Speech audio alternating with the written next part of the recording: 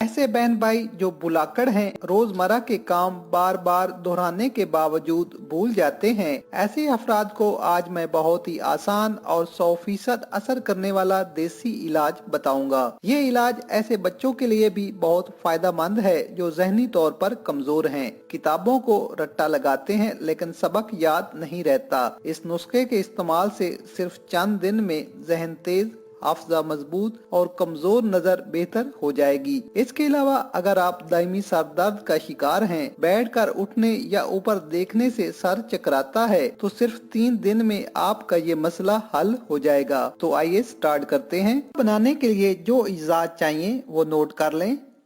गाजर के बीज 20 ग्राम, काली हड़ 20 ग्राम, सौंफ 20 ग्राम, मगज़े धनिया 20 ग्राम, ये आपको पंसारी की शॉप से आसानी से मिल जाएगा।